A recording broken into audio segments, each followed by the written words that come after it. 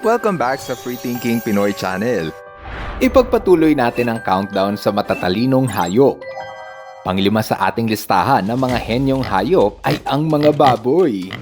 Akala ng iba na ordinaryong hayop lang ang mga baboy dahil madumi ito tignan at palagi nagtatampisaw sa putik. Pero diyan ka nagkakamali.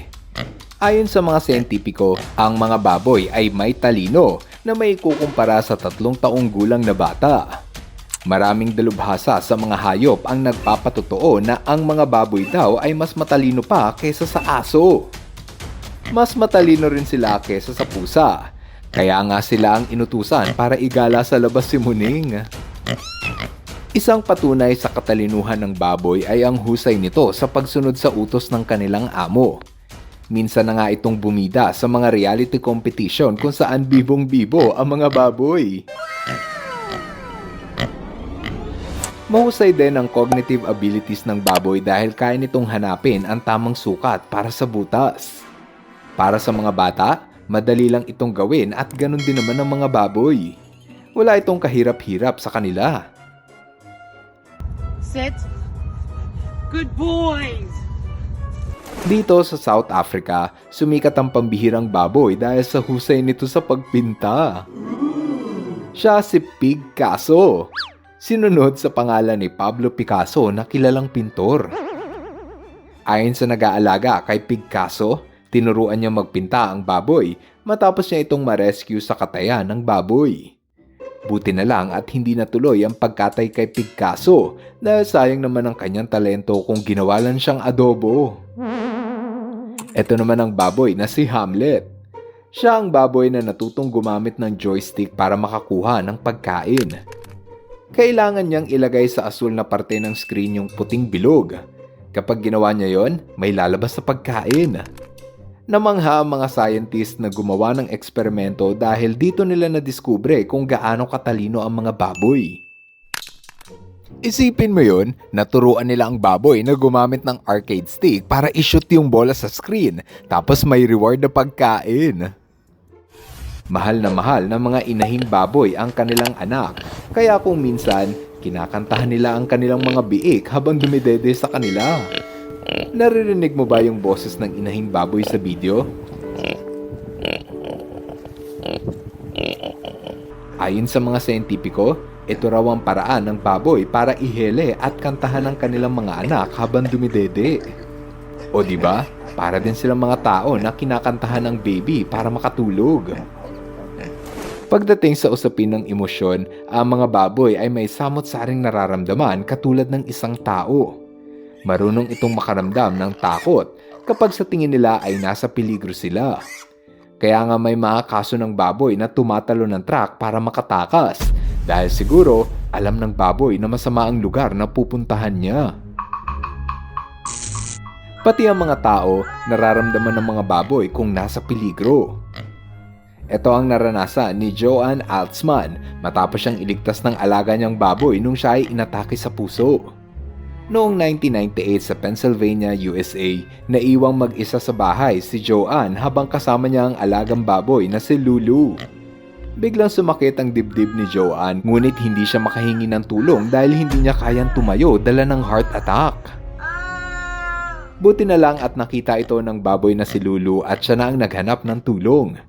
Lumabas si Lulu ng bahay para tawagin ang atensyon ng mga tao na dumadaan sa kalsada.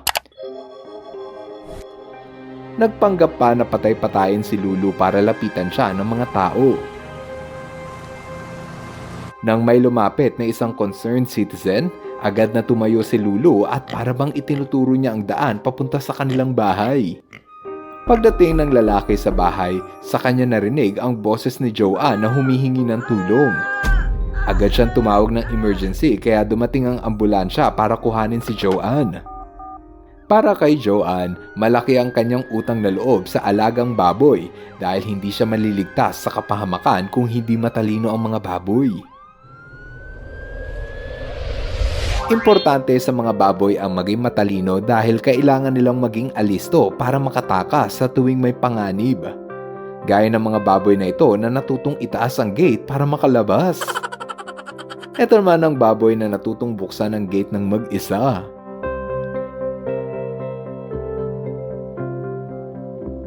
Dito sa Pilipinas, nadiskubre ng mga scientist ang Visayan warty pig na gumagamit ng tangkay ng kahoy para humukay ng lupa. Mahilig kasi itong maghanap ng kamote kaya natuto silang gumamit ng kasangkapan para makahukay. Dahil sa talino ng mga baboy, marami ang nagsasabi na hindi raw dapat kinakain nating mga tao ang baboy. Kasi yung aso at pusa nga hindi natin kinakain dahil matalino. Kaya dapat daw, pati ang mga baboy ay hindi rin kinakain. Kumbaga isda, manok at baka na lang daw ang kainin natin at wag na isali ang baboy. Pero kung ikaw ba ang tatanungin, dapat lang ba na exempted o hindi kasali ang baboy sa kinakain nating mga tao? Matalino raw kasi ang mga baboy at parang tao na meron ding damdamin kaya wag daw natin silang kakainin. Gusto kong malaman ang opinion nyo, kaya i-comment mo na yan sa ibaba ng video. Oo nga pala, huwag niyong kakalimutang pindutin ang like button ha. Asahan ko yan na ilalike niyo ang video. Pang-apat sa ating listahan ng matatalinong hayop ay yung magaling manghipo. Alam mo ba kung anong tawag rito? Ito ang mga orangutan. Sa gubat kung saan ito nainirahan, naaktuhan ito na gumagamit ng kasangkapan para makakuha ng pagkain sa loob ng butas ng puno. Kahit mismo sa loob ng zoo, naaktuhan ng mga orangutan na gumagamit ng pamatpat para makuha ang gusto nila. Gaya ng isa na to na pilit na kinukuha ang nahulog na bote ng gatas, kaya sinungkit niya yung bote gamit ang mahabang pamatpat. That's so amazing. May kasabihan nga na monkey see, monkey do. Kung ano ang nakikita ng unggoy, yun din ang kanilang gagayahin. Gaya ng orangutan na ito na gustong maglagari ng kahoy kasi nakita niyang ginagawa yun ng mga tao. Nako, baka pag sumobra ng talino ang orangutan, kaya na niyang gumawa ng sariling bahay. Kahit hindi marunong magkarpintero ang mga orangutan, kahit papaano marunong itong gumawa ng pugad. Matyaga itong nagkukumpol at nagpapatong-patong ng halaman para meron silang kama na mahihigaan. O diba? Matalino dahil para silang nagawa ng bahay kubo. Ayon sa mga scientist na sumusuri sa talino ng mga primate, maaaring naging matalino ang orangutan dahil sa haba ng pag-aalaga sa kanila ng kanilang nanay. Umaabot kasi ng 7 hanggang 9 na taon ang pag-aalaga ng nanay na orangutan sa kanyang anak. Sa ganong kahabang panahon, itinuturo ng nanay ang lahat ng dapat malaman ng kanyang anak kung paano makakasurvive sa gubat. Hindi sila katulad ng ibang hayop na mabilis lang mag-alaga ng anak at pagkatapos nun, papabayaan na lang ang mga anak. Siguro nga tumatalino ang mga batang orangutan dahil ginagabayan sila ng kanilang nanay sa loob ng maraming taon. Naobserbahan din ng mga mananaliksik na ang mga lolang orangutan ay willing mag-alaga ng kanilang apo, bagay na bihira lang sa mundo ng mga hayop. Isa sa itinuturo ng mga nakatatandang orangutan ay kung paano gamutin ang sugat. Ito ang naobserbahan ng mga scientists matapos nilang makita ang orangutan na si Racus na ngumunguya-nguya ng dahon bilang panapal sa sugat sa kanyang muka. Alam ni Racus na makatutulong sa kanyang sugat sa mukha ang panapal na halaman para mabilis gumaling. Ang dahon na ginamit ni Racus ay ang akar kuning, isang uri ng halaman na may kemikal na pangontra sa bakterya at fungi. Pagkalipas ng 4 na araw, muling nakita si Racus na magaling na ang sugat.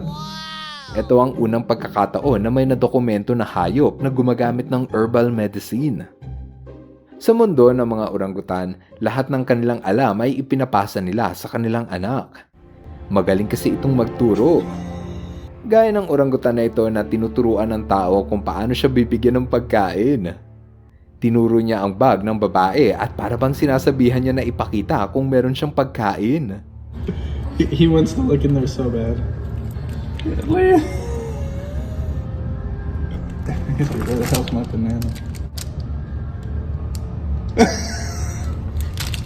Nang makita ng orangutan ng candy, sa kanya itinuro kung saan niya pwede ilusot ang pagkain para makahingi siya. He's pointing at me. He's like, "You go around."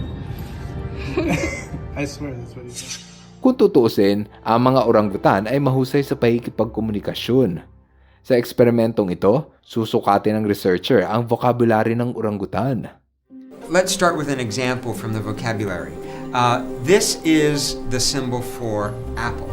And you'll notice that it starts with a rectangle on the outside or the exterior, and all food symbols start with a rectangle. You notice there's a diagonal line going from corner to corner and a dot right in the center. That is the only symbol that will ever look that way, and that's the only name we'll ever have for apple. Siya si AZ.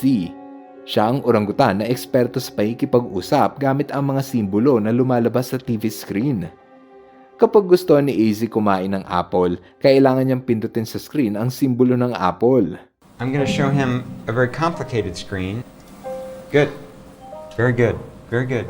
Alam din niya ang simbolo ng saging, grapes, biskwit at carrots. Lumalabas rito na alam ni AZ ang 72 salita na may kinalaman sa pagkain. Kaya rin niyang tukuyin ang simbolo para sa baso, numero at pang-uri gaya ng kulay at hugis. Hindi nakapagsasalita ang mga unggoy pero sa ganitong eksperimento, para na rin tayo nakikipag-usap sa kanila. May nakita pa nga akong video clip ng orangutan na sabi ng iba ay pinipilit raw nitong magsalita. Ginagaya daw kasi nito ang boses ng tao.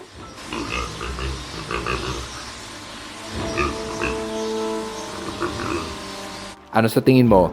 Ito na ba ang simula ng orangutan na kayang magsalita? Ang cute siguro makakita ng unggoy na marunong makipag-usap tapos sila yung nagtatrabaho sa opisina.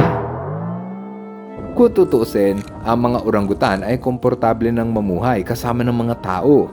Kaya nga nitong tusukin ang butas ng juice box gamit ang straw. Kaya din itong magsuot ng jacket pag nakita nilang suot ng ibang tao. Bro, he's gonna put it on, bro. Nah! Sinubukang ihagis ng babaeng ito ang saging para kainin ng orangutan sa isang zoo. Yun nga lang, yung saging ay tumama sa bakal kaya nahulog sa tubig yung saging. Yung unggoy naman ay nadismaya dahil sa maling bato ng babae. Sa halip na magalit, pinalakpakan ng unggoy yung babae na parabang inaasar niya kasi hindi marunong bumato ng saging.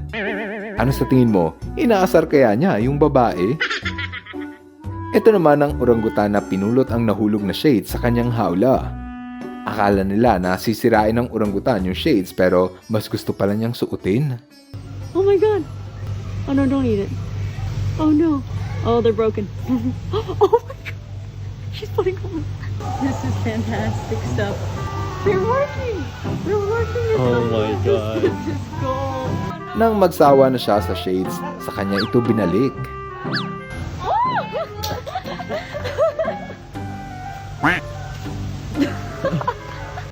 Sino mag-aakala na marunong pala itong magbuhol ng tali?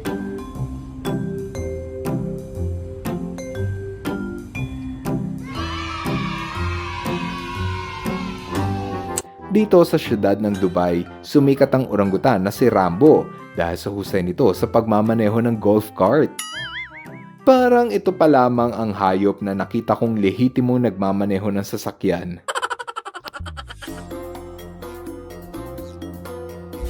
Ngayon, andito na tayo sa ating shoutout portion. Hello kay Errol Bastol Jr. Hello rin kay Gracie Ray Luis Rafael. What's up kay Gilmar L. Codelan. Shoutout kay Jo Marie Prodisimo Catalon. Brixel Lohan Feiren at Zane Avery. At happy birthday kay Aaron Jake Alviedo. Maraming salamat sa inyong panunod. No? See you guys on our next video. Bye-bye! Hello mga ka-FTP! Ako si Nomer at nagpapasalamat sa inyong panunood. Kung nagustuhan nyo ang video ito, subscribe na sa FTP channel. Don't forget to hit the subscribe button para updated ka sa mga bagong videos. Paalam!